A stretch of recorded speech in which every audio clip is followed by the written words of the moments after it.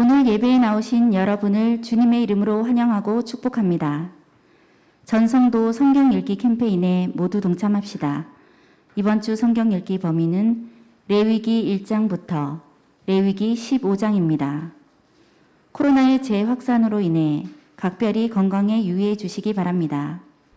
오늘 오후 예배 후 셀 리더 교육이 있습니다. 조영림 집사님, 이희자 집사님, 윤석자 권사님, 윤희자 권사님의 건강 회복을 위해 기도해 주시기 바랍니다. 이번 주 교회 청소는 8셀입니다. 이상으로 교회 소식을 전해드렸습니다. 하나님이 주신 말씀 이사야 43장입니다. 이사야 43장 14절에서 21절까지의 말씀입니다. 같이 합독해서 읽겠습니다.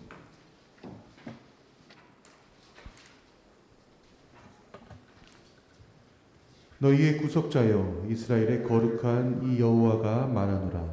너희를 위하여 내가 바벨론에 사람을 보내어 모든 갈대아 사람에게 자기들이 연락하던 배를 타고 도망하여 내려가게 하리라. 나는 여호와 너희의 거룩한 이요 이스라엘의 창조자요 너희의 왕이니라. 나 여호와가 이같이 말하노라. 바다 가운데의 길을 큰 물 가운데에 지름길을 내고 병거와 말과 군대의 용사를 이끌어내어 그들이 일시에 엎드러져 일어나지 못하고 소멸하기를 꺼져가는 등불 같게 하였느니라. 너희는 이전 일을 기억하지 말며 옛날 일을 생각하지 말라. 보라, 내가 새 일을 행하리니 이제 나타날 것이라. 너희가 그것을 알지 못하겠느냐? 반드시 내가 광야의 길을 사막의 강을 내리니 장차 들짐승 곧 승냥이와 타조도 나를 존경할 것은 내가 광야의 물을 사막의 강들을 내어 내 백성 내가 택한 자에게 마시게 할 것임이라. 이 백성은 내가 나를 위하여 지었나니 나를 찬송하게 하려 함이니라. 아멘. 할렐루야. 만복의 하나님께서 주신 이 본문 말씀으로 위대하신 사랑이라는 제목으로 말씀을 선포합니다. 성경에는 하나님의 그 위대한 사랑에 대해서 여러 모양 여러 모습으로 우리에게 읽혀주는 말씀들이 많이 다 있습니다. 그 중에 우리 모든 성도들이 다 암송할 수 있는 성경 구절이 있어요. 요한복음 3장 16절을 우리 암송을 해보겠습니다. 시작. 하나님이 세상을 이처럼 사랑하사 독생자를 주셨으니 이는 그를 믿는 자마다 뭐 한다고요? 멸망하지 않고 영생을 얻게 하려 하심이라. 믿습니까? 하나님의 이 위대한 사랑을 정말 함축적으로 해놓으신 귀한 말씀 중의 말씀입니다. 오늘 이 본문 말씀도 하나님의 위대한 사랑을 우리에게 있게 해주는 아주 귀한 은혜의 말씀이죠. 이 말씀 전체를 지금 한 줄로 우리가 정리를 하게 되면 이렇게 말씀드릴 수 있습니다. 주의 백성들을 위하여 모든 일을 행하신다. 하나님께서는 주의 백성들을 너무 사랑하셔서 하나님께서 하실 수 있는 모든 일을 행하신다고 우리에게 이 말씀을 통해 읽혀주시고 있습니다. 하나님께서는 아브라함을 부르시고 그리고 아브라함과 약속을 하죠. 하나님께서는 이스라엘 백성의 하나님이 되시고 이스라엘 백성들은 하나님을 섬겨야 된다. 그런데 네 후손들이 나중에 이방에서 한 400년 동안 고통을 당할 거고 그 이방 나라에서 굉장히 고생을 하고 그 사람들이 고생을 시킬 거다. 그런데 내가 그 사람을 보내서 결국 그들을 구원해 줄 것이다. 이렇게 약속을 하시죠. 그래서 하나님께서는 그 약속대로 이스라엘 백성들을 애굽에서 구원해 주셨습니다. 그리고 이제 하나님의 은혜 가운데 이렇게 참 잘 살아갈 수 있고 특히 이스라엘의 그 왕정 시대에 들어가면서 사울, 다윗, 솔로몬 이 시대는 한 민족을 이래가지고 그렇게 살아갈 수 있도록 해주셨어요. 그런데 안타깝게도 전무후무한 복을 받은 이 솔로몬이 정략 결혼을 해가지고 이방 여인들을 데리고 들어오죠. 그래서 그 이방 여인들이 올 때 자기 나라에서 섬기는 이방 신들을 갖고 들어옵니다. 통치 말기에 힘이 없다 보니까 이제 그 이방 나라 그 들어온 여인들이 야 우리가 섬기는 그 신들을 섬기게 해주라. 그리고 그런 전을 지어주라 막 이렇게 이야기하고 결국은 솔로몬도 그 가서 앉아갖고 예배를 드리는 그 우상 숭배에 참여하는 이런 일까지 벌이죠. 그래서 하나님께서는 솔로몬을 회개하게 만들고 또 했지만 안 듣습니다. 그래서 솔로몬 시대는 놔뒀지만 그 아들 시대 르호보암 시대에 남북으로 갈리게 해버리죠. 갈라버리는데 북쪽에는 여로보암, 남쪽은 르호보암 이렇게 통치를 하는데 북이스라엘 여로보암은 하나님께서 사실상 솔로몬을 바로 세우기 위해 가지고 세운 사람이었거든요. 근데 그 은혜를 망각하고 우상을 섬기네. 계속해서 북이스라엘은 우상을 섬기다가 결국은 아수르에 의해 가지고 멸망을 당합니다. 유다 나라는 그러면 그 우상을 섬기다 멸망당하는 북이스라엘 타산지서로 삼고 더 섬겨야 되는데 오히려 이들도 타락해가지고 우상을 섬기다가 북이스라엘보다는 130년 후에 바벨론에 멸망을 당함합니다.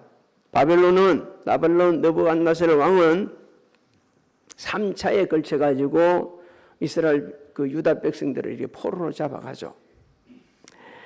당시 느부갓네살 왕은 예루살렘 성과 성전을 파괴했습니다. 하나님이 허락지 않았어요.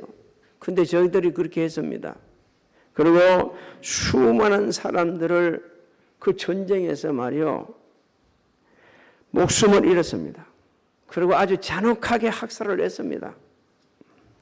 시드기야 유다의 마지막인 시드기야는 두 눈이 뽑히기 전에 자기 두 아들이 눈앞에서 살해당하는 모습을 보게 되지죠. 그러고 나서 이 두 눈이 뽑혀가지고 지금 끌려갔습니다. 바벨론으로 포로로 끌려갑니다. 당시 포로로 끌고 갈 때에 유다 나라에서 유력한 자들, 똑똑하고 데려가서 쓸만한 사람들은 다 갖고 가고 데려가고 끌고 포로 잡아가고 그 다음에 유다에는 성경에 있는 말씀 그대로 옮기면 가난한 자만 남았다 그랬습니다.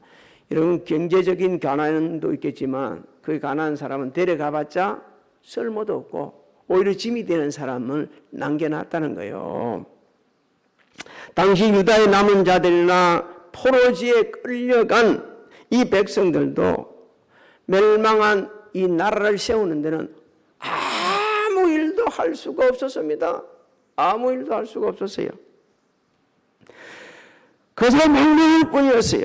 하나님께서는 그 절망사항에 빠져 있는 유다 백성들에게 소망의 말씀을 주십니다. 우리 14절을 우리 같이 한번 읽어볼까요? 시작. 너희의 구속자여 이스라엘의 거룩하니 여호와가 말하노라. 너희를 위하여 내가 바벨론에 사람을 보내어 모든 갈대아 사람에게 자기들이 연락하던 배를 타고 도망하여 내려가게 하리라.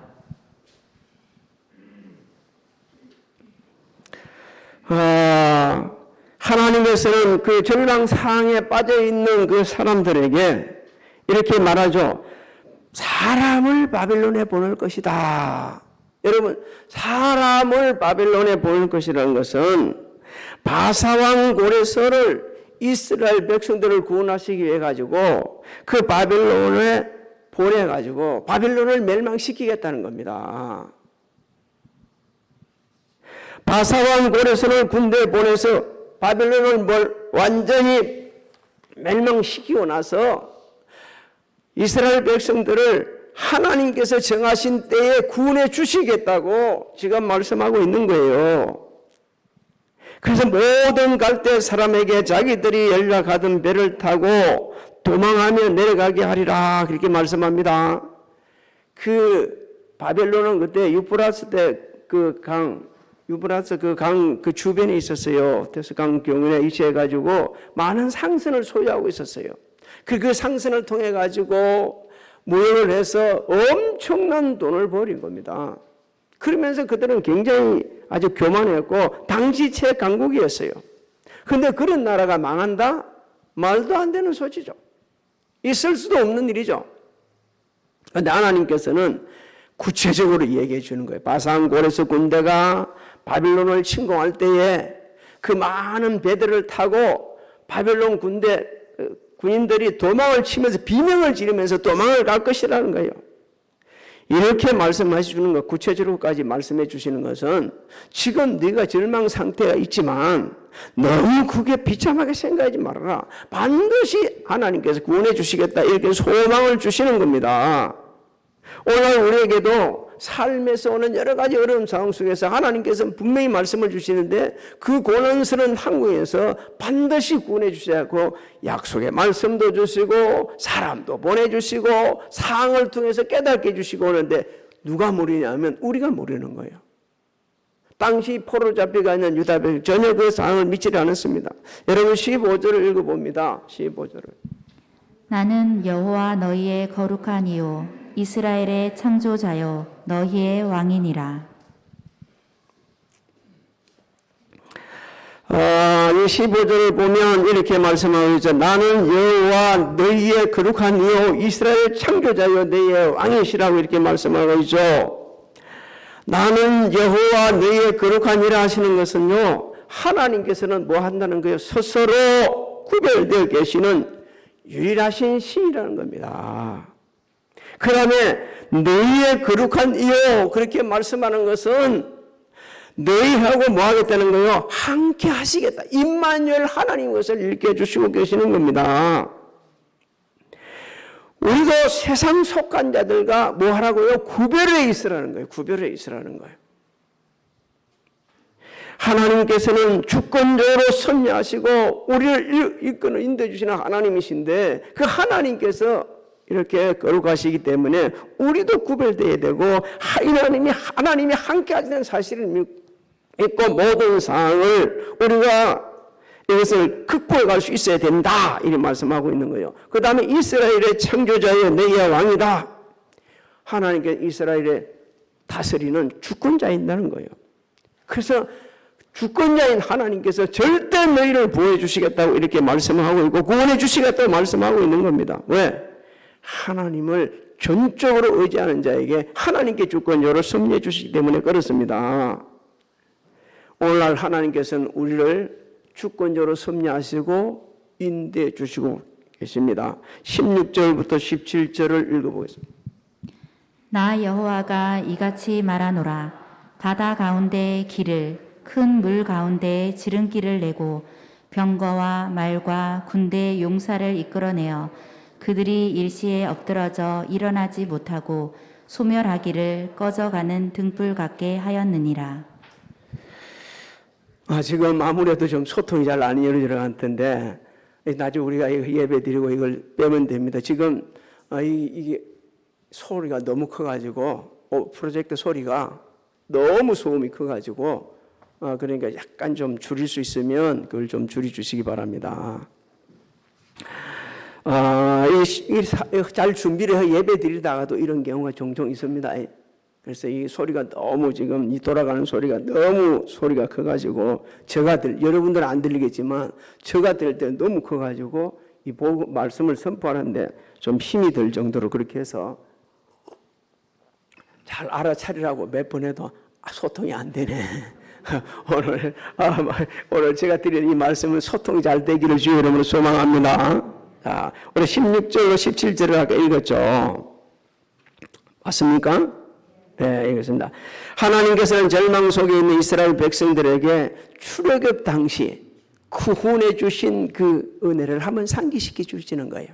야, 너 그때 구원받을 만한 자격이 있었냐? 너 스스로 나올 수 있었냐? 내가 너 구원해 줬지 않냐? 그런데 뭐 그렇게 안 믿냐? 이렇게까지 정도로 했으면 네가 믿어야지. 그 당시 이스라엘 백성들 안 믿고 앉아 있다는 걸 하나님이 아시는 거예요.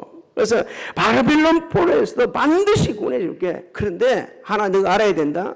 내가 전혀 다른 방법으로 바벨론에서는 포로에서 너희를 구원해 줄 거다. 여러분 18절을 한번 읽어봅니다. 18절 시작. 너희는 이전 일을 기억하지 말며 옛날 일을 생각하지 말라. 하나님께서는 포로로서 이제 바벨론 포로에서 구원해 주시는데 전혀 다른 방법으로 구원해 주시겠다고 말씀하는 거예요. 이건 무슨 지금 얘기를 하냐면 너무 힘들고 고통스러우니까 이 현실적인 고난을 갖다 이겨나가지 못하고 쩔쩔매고 있는 그들에게 이 고난에서 살짝 미래의 현실, 그러니까 구원받은 그 현실 쪽으로 이 키를 틀어주고 있는 거예요. 이것이요, 하나님의 은혜인 동시에 오늘 우리에게도 이런 사람들이 되어야 됩니다. 예수 믿는 사람들이 세상에 속한 사람들과 달라야 될 것은 고난 중에 있는 사람들 보고 너 왜 우습게 그리 됐냐, 우추다 그런 모습이 되냐 이렇게 말하는 게 아니고, 아니야, 이거 얼마든지 이겨낼 수 있는 거고 누구든지 이 과정을 겪기 때문에 이 과정이 지나가게 되면 다음에 틀림없이 네가 이것만 극복하게 되지면 아름다운 미래가 있어 라고 얘기를 해주면서 이끌어줘야 돼요. 그리고 우리 자식들한테 그렇게 용기를 줘야 돼요. 너희 막 그래갖고 살아면 안 돼. 이거는 잘못된 거예요. 이건 너무너무 잘못돼요. 주의 교훈과 책망으로 우리가 교훈을 하되 하나님이 말씀 주신 말씀을 보고 말이요, 절망상황에 빠져있는 사람들에게 소망을 주는 사람들, 그런 사람이 되어야 되는 겁니다. 하나님께서는 새 일을 행하시겠다고 하잖아요. 새 일을. 여러분 19절을 한번 읽어볼까요? 시작. 보라, 내가 새 일을 행하리니 이제 나타낼 것이라. 너희가 그것을 알지 못하겠느냐. 반드시 내가 광야의 길을 사막의 강을 내리니. 하나님께서 놀라우신 은혜로 이스라엘 백성들을 반드시 구원하여 주실 것이라 하시는 겁니다. 너희가 그것을 알지 못하느냐는 것은요, 현실적인 고통 속에 절망 속에 빠져 있는 그 사람들에게 소망을 주는 거예요. 야, 믿어라. 그러면서 앞에 뭘 얘기해 주셨습니까? 애굽에서 구원해 줄 때 그것을 상기주고 있으면서 너 믿어라. 그러면 말이요, 너가 틀림없이 구원받는다. 그거 믿어야 된다고 책망도 있지만 위로와 격려를 주시는 것입니다. 여러분, 몸이 아픈 사람에게는 우선 뭐부터 해야 돼요? 치료하고 살려놓고 봐야 돼요. 네가 그렇게 했으니까 그건 안 되는 거예요. 우리가 하나님께서는 우리에게 일깨주고 있지 않습니까? 지치고 힘들고 고달픈 인생을 걷는 사람에게 무거운 짐을 지어주는 그런 말을 하지 말고 오히려 희망을 주고 소망을 주고 반드시 일어설 수 있다고 하나님의 말씀을 가지고 위로해주고 소망 주는 그런 사람이 되어야 됩니다. 광야의 길을 사막의 강을 내리라는 것은요, 바상 고레스를 통해 가지고 그 절망 속에 빠져 있는 그 사람들을 반드시 구원해줄 것을 다시 한번 확신시켜주고 있는 거예요. 그로 인해서 받는 은혜가 너무 많습니다. 20절을 한번 읽어볼까요? 20절 시작. 장차 들짐승 곧 승냥이와 타조도 나를 존경할 것은 내가 광야의 물을 사막의 강들을 내어 내 백성 내가 택한 자에게 마시게 할 것임이라. 할렐루야. 여러분, 하나님께서 그 절망 속에 있는 자들을 구원해 주는 목적이 있다고 말씀하고 있죠. 하나님을 공경하도록. 그로 인해 주변에 많은 사람들이 함께 은혜를 누릴 수 있도록 하기 위해서 그렇게 한다. 여러분, 이스라엘 백성들이 멸망당한 것은 하나님을 공경하지 않고 우상 숭배다 그리 된 겁니다. 예수 믿는 우리가 하나님 말씀을 따라 살지 않고 세상 풍조를 따라 세상과 같이 삶을 살게 되지면 결국은 고난 당할 수밖에 없는 거예요. 사실 그런 경우가 너무 많이 있지 않습니까? 우리는 힘들고 고달플수록 더 하나님을 붙잡고 하나님 말씀에 의지해서 하나님 앞에 무릎을 꿇으면서 살아야 됩니다. 그런데 하나님 자꾸 더 공경하고 하나님을 더 찬양하는 그런 삶을 살아야 되는 거예요. 왜 그래야 된다고 합니까? 21절을 한번 읽어볼까요? 시작. 이 백성은 내가 나를 위하여 지었나니 나를 찬송하게 하려 함이니라. 있습니까? 우리의 하나님께서 우리를 창조하신 목적을 잊어버리면 안 되는 거예요. 내 삶의 목적을 잊어버리면 안 되는 거예요. 우리는 하나님을 찬양하고 하나님을 경배하고 하나님을 영화롭게 하는 것이 우리 인생의 목적인 것을 알아야 됩니다. 이들은 그것을 하지 않다가 이렇게 큰 고통을 당한 거예요. 하나님께서 새 일을 내가 하시겠다고 하니까 무슨 돈벼락이나 떨어지는 줄 알고 기다리는 사람이 있을지 모르겠지만 그런 사람 없겠지만 하나님은 그렇게 하지 않는 거예요. 하나님께서 꼭 필요한 것을 우리에게 허락해 주시는데, 자, 애굽에서 이스라엘 백성들을 구원하는 것하고요, 바벨론에서 이스라엘 백성을 구원하는 건 전혀 달랐습니다.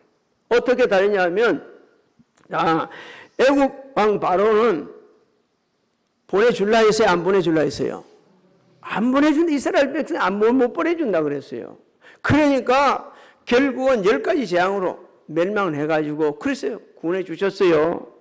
근데 이 고레스는 말이요. 성경 읽어보면 어떻게 합니까? 자기 스스로 너 다 돌아가라. 그리고 필요한 거 나 공급해 주겠다. 가서 성전 건축하라. 이러면서요. 다 공급해 행정적인 편의, 경제적인 편의를 다 공급해 주면서 가게끔 해 주셨어요. 이게 완전히 진짜 새로운 방법을 해준 거예요. 지금 우리는 하나님의 은혜로 새 여정을 걷고 있습니다. 그런데 일상을 보게 되면 완전히 회복되지 않았어요. 코앞에 지금 설 명절이 있는데 가지 말라는 거예요. 지금도. 또 안 가는 게 부모에게 효도하는 거라네. 또 뭐라고 얘기합니까? 4명 모이는데 이제 2명만 더 모이도록 허락해 줄게. 6명만 모이도록 허락해 줄게. 무슨 이런 일들이 이게 뭐예요? 하루 이틀이 아니고 지금 2년을 넘어서 3년째 지금 접어들고 있지 않습니까? 그로 인해 가지고 많은 사람들이 넘어지고 문 닫고 심지어 교회까지 말이요. 너무 큰 어려움들을 당하고 있는 게 이 우리 현실입니다. 우리 중에도 당장 극복해야 될 일 때문에 고통당하는 성도들이 있을 거예요. 그런데 하나님께서 오늘 우리에게 이 말씀을 주신 게 있습니다. 내가 때가 되면 반드시 구원해 줄 거다. 믿습니까?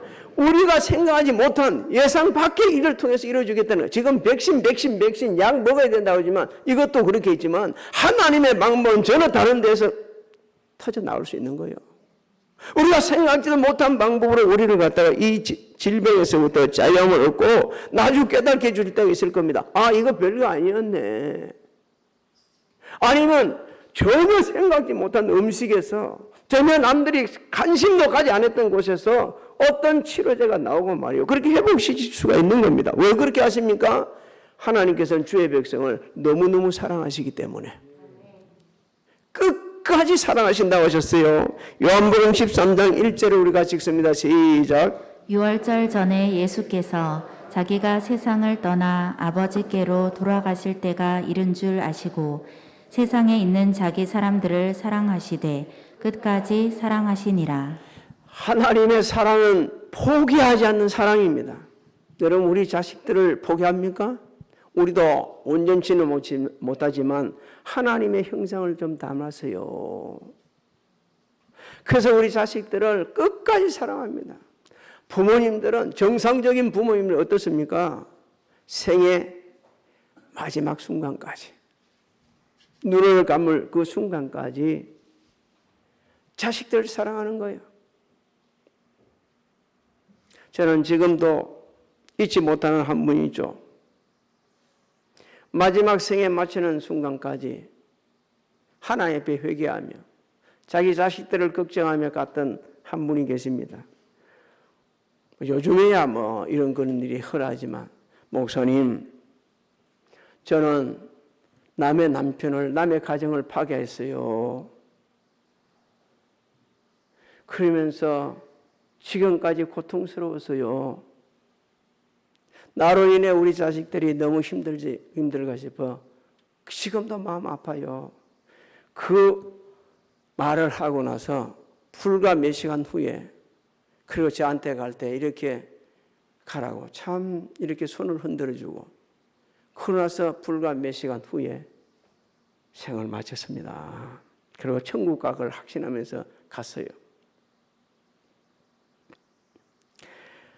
자신이 그렇게 아파가면서 자신의 가거를 괴로워하면서 마지막 순간까지 자식을 놓지 않았던 그 어머니, 그 집 따님이 저한테 전화를 놔주고 지금 우리 아버님이 이상해졌어요. 우리 아버지가 이상해졌어요. 그러면서 안타깝게 이야기는 그 생생한 얘기 지금도 잊혀지지 않고 있습니다. 사랑하는 성도 여러분, 하나님께서는 우리가 예상하지 못한 전혀 생각지도 못한 방법으로 우리를 제약해서 구속해 주셨어요.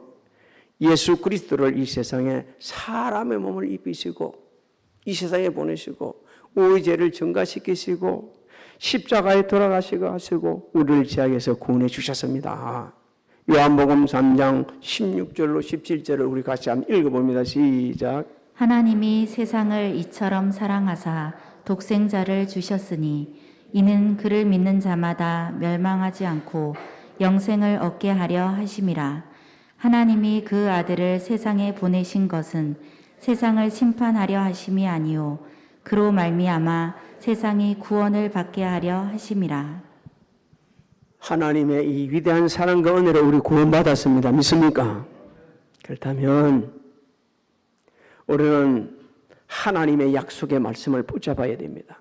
모든 상황 가운데.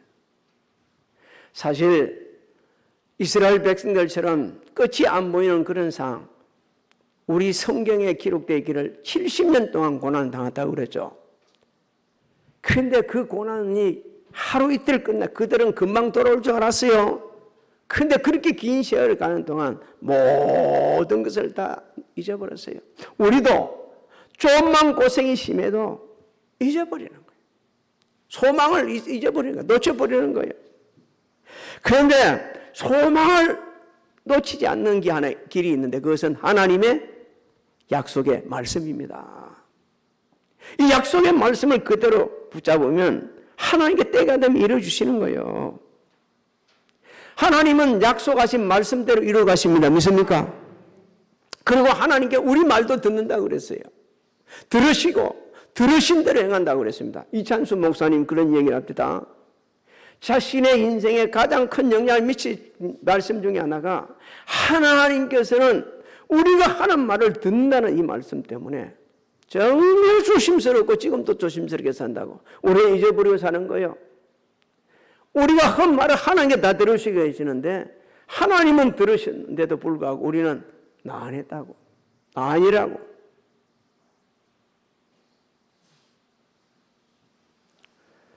우리는 약속의 말씀을 붙잡고 사는 사람들이 되어야 되고 그 말씀 안에서 서야만이 어떤 경우에도 흔들리지 않습니다. 하나님 앞에 약속의 말씀을 붙잡고 있으면 안 돼요. 가지고 나서 간절히 구해야 됩니다. 고난스럽습니까? 힘듭니까? 그러면요 새벽을 깨우리라.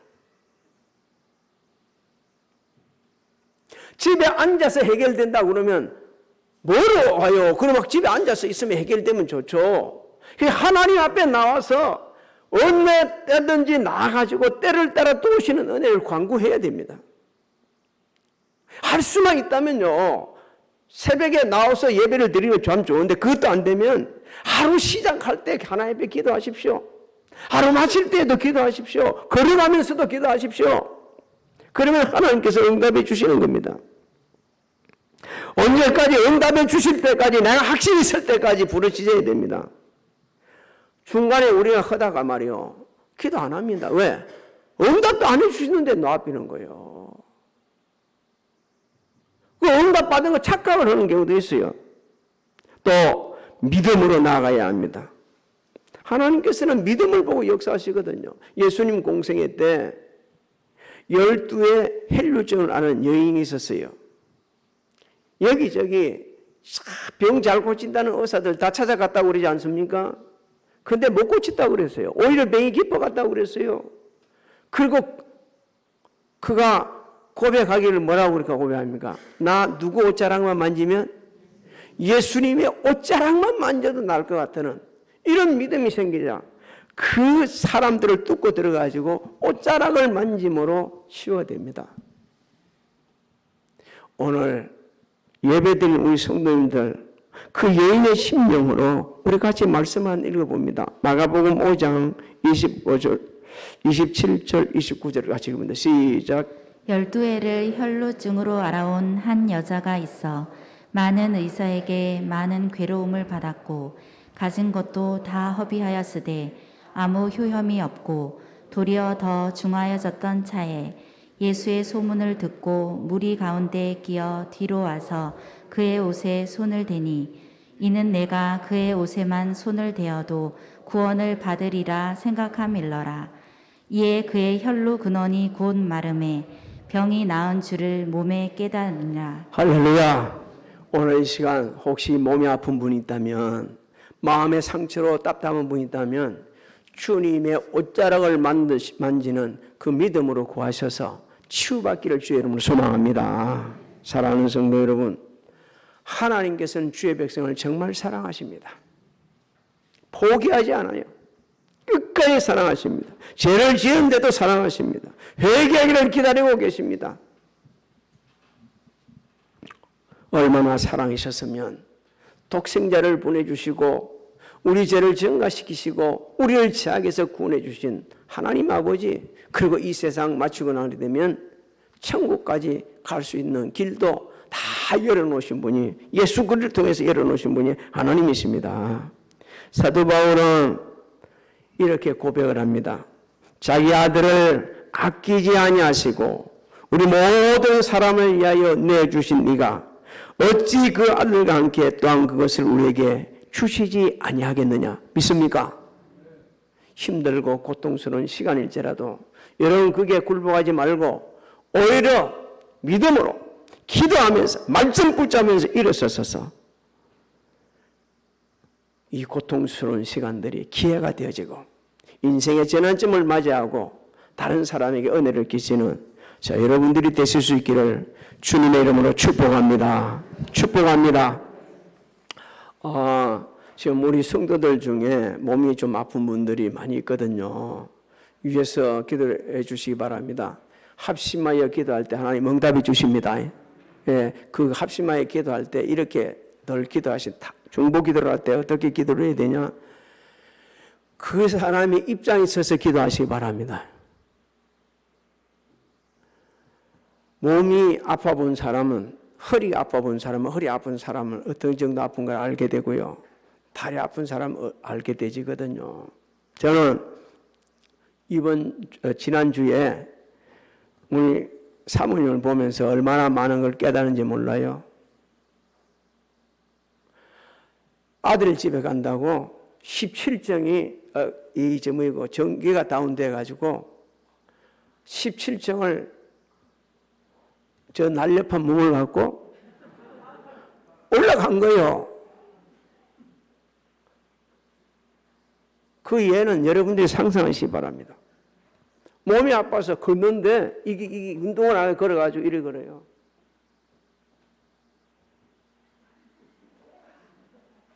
이리 걸어요. 내가 그걸 이제 풀어주는데도 풀어주는 사람들 고맙다 했는데 아프다고 야단이요. 제가 이 얘기를 하는 이유가 있습니다. 그러면서 제가 본 거예요.